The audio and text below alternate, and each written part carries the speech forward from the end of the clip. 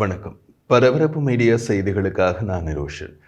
April 13ஆம் தேதி உக்ரைனின் வடகிழக்கு நகரமான சுமி மீது கொடிய தாக்குதலை நடத்திய ரஷ்யாவின் 448வது ஏவுகணை படைப்பிரிவின் தளத்தை உக்ரைனிய படைகள் தாக்கியதாக உக்ரைனின் ராணுவம் தெரிவித்துள்ளது. பாம் ஞாயிறு தினத்தில் நடத்தப்பட்ட ரஷ்ய ஏவுகணை தாக்குதலில் 35 பேர் கொல்லப்பட்டனர் மற்றும் 119 பேர் காயமடைந்தனர். முழுகளவிலான போர் தொடங்கியதில் இருந்து சுமி நகரின் மீது நடத்தப்பட்ட மிக மோசமான தாக்குதல்களில் இதுவும் ஒன்று. உக்ரைன் ராணுவத்தின் கூற்றுப்படி குர்ஸ்க் பிராந்தியத்தில் உள்ள ரஷ்ய தளத்தின் மீதான தாக்குதல் உக்ரைனின் ஆளற்ற விமான தாக்குதல் படைகள், சிறப்பு நடவடிக்கை படைகள், உக்ரைனின் பாதுகாப்பு சேவை மற்றும் பிற ராணுவ பிரிவுகளால் திட்டமிடப்பட்டு பெரிய அளவில் நடத்தப்பட்டிருந்தது. இந்த தாக்குதலால் ராணுவ தளத்தில் சேகரித்து வைக்கப்பட்டிருந்த ஏவுகணைகள் மற்றும் வெடிப்பொருட்கள் வெடித்து சிதறியதாக கூறப்படுகிறது. உக்ரைன் ராணுவம் வெளியிட்ட அறிக்கையில், உக்ரைனின் அமைதியான நகரங்கள் மற்றும் பொதுமக்கள் மீது தாக்குதல் நடத்தும் ஒவ்வொரு ரஷ்ய ராணுவ பிரிவும், துணை பிரிவுகளும் மற்றும் அவர்களது படை துருப்புகளும் அடையாளம் காணப்படுவார்கள், அத்துடன் நிச்சயமாக பழிவாங்கப்படுவார்கள் என்று கூறப்பட்டுள்ளது. தாக்குதலின் முழு விளைவுகள் இன்னமும் மதிப்பீடு செய்யப்பட்டு வருவதாக அதிகாரிகள் தெரிவித்தனர். அமெரிக்க சிறப்பு தூதர் ஸ்டீவ் விட்காஃப் ஏப்ரல் 14ஆம் தேதி ரஷ்ய ஜனாதிபதி விளாடிமிர் புட்டினுடனான தனது சமீபகால பேச்சுக்கள் உக்ரைனின் 5 பிரதேசங்களில் சாத்தியமான சமாதான உடன்படிக்கையை மையமாக கொண்டது என்று கூறினார். செயின்ட் பீட்டர்ஸ்பர்க்கில் புட்டினை சந்தித்த விட்காஃப் இந்த சந்திப்பை பயனுள்ளது என்று விவரித்தார்.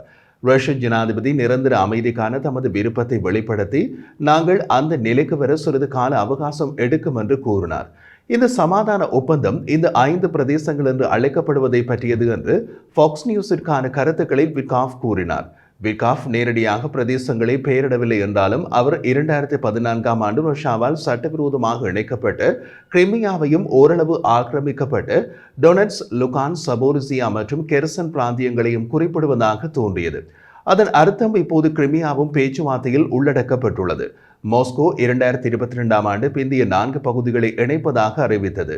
வர்த்தக ஊக்குவிப்புகளுடன் கூடிய ஒரு பெரிய அளவிலான மூலோபாய லட்சியத்தையும் விட்காஃப் சுட்டிக்காட்டினார். விட்காஃப் அது பற்றி விவரித்த போது, சில அழுத்தமான வர்த்தக வாய்ப்புகள் மூலம் ரஷ்ய அமெரிக்க உறவை மறுவடிவமைப்பதற்கான வாய்ப்பை நான் காண்கின்றேன். இது பிராந்தியத்திற்கு உண்மையான நிலைத்தன்மையை அளிக்கின்றது என்று கூறினார். சில அமெரிக்க அதிகாரிகள் ட்ரம்ப் நிர்வாகத்தின் ராஜதந்திரத்தின் திசையில் எச்சரிக்கைகளை எழுப்பியுள்ளனர். வால் ஸ்ட்ரீட் ஜேர்னல் வெளியுறவுத்துறை செயலாளர் மார்க்கோ ரூபியோ மற்றும் உக்ரைனுக்கான சிறப்பு தூதர் கீத் கெலாக் ஆகியோர் மாஸ்கோவுக்கு பிராந்திய சலுகைகளை எதிர்க்குமாறு ஜனாதிபதி டொனால்ட் ட்ரம்பை வலியுறுத்துகின்றனர். முறையீடுகள் இருந்த போதிலும் ட்ரம்ப் விட்காஃப் பயணிக்கும் பாதையில் நிற்கின்றார். அவர் புட்டின் ஒரு சமாதான ஒப்பந்தத்தை எட்டுவதில் ஆர்வம் காட்டுகிறார் என்று வாதிடுகிறார்.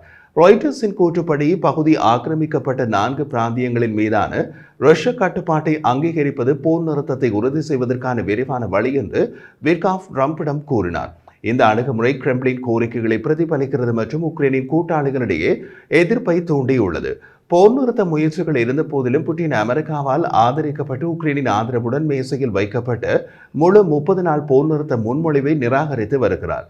எரிசக்தி உள்கட்டமைப்பை உள்ளடக்கிய ஒரு பகுதி போர் நிறுத்தம் ரஷ்ய படைகளால் மீண்டும் மீண்டும் மீறப்பட்டது. இந்த ஆண்டு பலமுறை ரஷ்யாவுக்கு பயணம் செய்து ட்ரம்பின் உயர்மட்ட பேச்சுவார்த்தையாளராக பணியாற்றும் விட்காஃப், குறிப்பாக ரஷ்யாவின் ஆக்கிரமிப்பின் தன்மை மற்றும் சமாதானத்திற்கான வர்த்தக வாய்ப்புகள் குறித்து கிரெம்ளின் பேச்சுவார்த்தைகளை ஏற்றுக்கொண்டதற்காக விமர்சனங்களை சந்தித்துள்ளார். ஜனவரி மாதம் பதவிக்கு திரும்பியதிலிருந்து ட்ரம்ப் நிர்வாகம் கிரெம்ளினுடன் நேரடி பேச்சுவார்த்தைகளை மீண்டும் தொடங்கியது. ரஷ்யா பொதுமக்கள் பகுதிகளில் தாக்குதல்களை தீவிரப்படுத்தினாலும் கூட ட்ரம்ப் நிர்வாகம் உக்ரைனின் பாதுகாப்புக்கான குறைந்த அர்ப்பணிப்பை செய்துள்ளது. ஏப்ரல் 15ஆம் தேதி வெளியிடப்பட்ட ராய்டர்ஸ் மற்றும் சிறந்த மூல மையம் OPS நடத்திய கூட்டு ஆய்வின்படி, 2024ஆம் ஆண்டு உக்ரைனின் ரஷ்ய படைகளால் பயன்படுத்தப்பட்ட பீரங்கி குண்டுகளில் பெரும்பாலானவை வடகொரியாவில் தயாரிக்கப்பட்டன. வடகொரியா ரஷ்யாவின் முக்கிய இராணுவ கூட்டாளியாக மாறியுள்ளது. வடகொரியா பீரங்கி குண்டுகள், ஏவுகணைகள் மற்றும் இராணுவ துருப்புக்களை கொடுத்து ரஷ்யாவிடமிருந்து எண்ணெய் பொருட்கள் மற்றும் மேம்பட்ட ராக்கெட் தொழில்நுட்பத்தை பண்டமாற்று செய்ததாக கூறப்படுகிறது. புலனாய்வாளர்களால் பெறப்பட்ட ரஷ்யாவின் பாதுகாப்பு அமைச்சின் உள் தொழில்நுட்ப அறிக்கைகள் சில ரஷ்ய ராணுவ பிரிவுகளில் 75% முதல் 100% வரையிலான பீரங்கி குண்டுகள் வடகொரியாவில் தயாரிக்கப்பட்டவை என்பதை குறிக்கிறது. ஒட்டுமொத்தமாக ராய்டர்ஸ் மேற்கோள் காட்டிய உக்ரைனின் ராணுவ உளவுத்துறை HURின் கூற்றுப்படி, ரஷ்ய துருப்புக்கள் பயன்படுத்தும் அனைத்து பீரங்கி குண்டுகளில் பாதியை வடகொரியா வழங்குகிறது. ரஷ்ய முன்னாள் பாதுகாப்பு அமைச்சர் செர்கி சோய்கு ஜூலை மாதம் வடகொரியாவிற்கு பயணம் செய்ததை தொடர்ந்து வடகொரியாவிலிருந்து ரஷ்யாவுக்கு ஆயுத ஏற்றுமதி செப்டம்பர் 2023க்கு பின்னர் தொடங்கியது. செப்டம்பர் 2023 மற்றும் மார்ச் 17, 2025 இடையில் ரஷ்ய சரக்கு கப்பல்களான அங்காரா, மரியா, மாயாவான் மற்றும் லேடியார் ஆகியவை வடகொரிய துறைமுகமான ராஜினிலிருந்து ரஷ்ய துறைமுகங்களான டான்யூப் மற்றும் போஸ்டானிச்சுக்கு 64 முறை ராணுவ சரக்குகளை கொண்டு சென்றன. செயற்கைக்கோள் படங்களின்படி கப்பல்கள் மொத்தம் 15,809 கொள்கலன்களை கொண்டு சென்றன. வடகொரியாவிலிருந்து வேறு சில ராணுவ சரக்குகள் பிரிமோரியில் உள்ள துமன்னா ஆற்றின் குறுக்கே நட்பு பாலம் ரயில் பாதையில் பயணித்தன. 2024ஆம் ஆண்டு ஜனவரி மாதம் டெலிவரிகள் உச்சத்தை அடைந்தன. மாதத்திற்கு 7 தொகுதிகள் மற்றும் சரக்கு கப்பல்கள் தற்போது மாதத்திற்கு 3 தொகுதி ஷெல்களை கொண்டு செல்கின்றன என்று தெரிய வருகிறது. கொள்கலன்கள் 4 முதல் 6 மில்லியன் பீரங்கி குண்டுகளை கொண்டு செல்ல முடியும். முன்னதாக ரஷ்ய ஜனாதிபதி விளாடிமிர் புட்டின் வடகொரியாவை ஒரு பங்காளி என்று விவரித்தார். மேலும் ரஷ்யாவுக்கும் வடகொரியாவுக்கும் இடையிலான ராணுவ ஒத்துழைப்புக்கான ஒப்பந்தம் கடந்த ஆண்டு கையெழுத்தானது. அது நடைமுறைக்கு வந்துள்ளது என்றும் குறிப்பிட்டார்.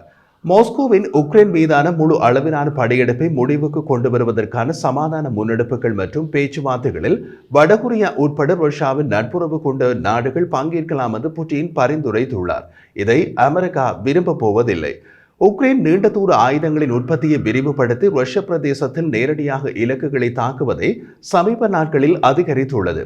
அதே நேரத்தில் உக்ரைனின் வெளிநாட்டு உளவுத்துறை FISUவின் கூற்றுப்படி ரஷ்யா தனது ஆளற்ற விமான எதிர்ப்பு பாதுகாப்பு சந்தையை தீவிரமாக வளர்த்து வருகிறது. ரஷ்யாவில் 60 முதல் 80% சிவிலியன் தொழில்துறை நிறுவனங்கள் இப்போது நீண்ட தூர ஆளற்ற விமான தாக்குதல்களை எதிர்கொள்ள வடிவமைக்கப்பட்ட பல்வேறு சாதனங்களை பொருத்திக் கொள்ளன என்று தெரிவிக்கப்பட்டுள்ளது. இந்த நடவடிக்கைகளில் ஆளற்ற விமானங்களை தடுக்க வலைகள் மற்றும் உடல் பாதுகாப்புக்கான பங்கர் தங்குமிடங்கள் ரஷ்ய சிவிலியன் நிறுவனங்களில் அமைக்கப்படுகின்றன. அத்துடன் விமான எதிர்ப்பு துப்பாக்கிகள், இடைமறைப்பு ஆளற்ற விமானங்கள் மற்றும் லேசர் அடிப்படையிலான தொழில்நுட்பங்கள் போன்ற இயக்க அமைப்புகளும் அடங்கும்.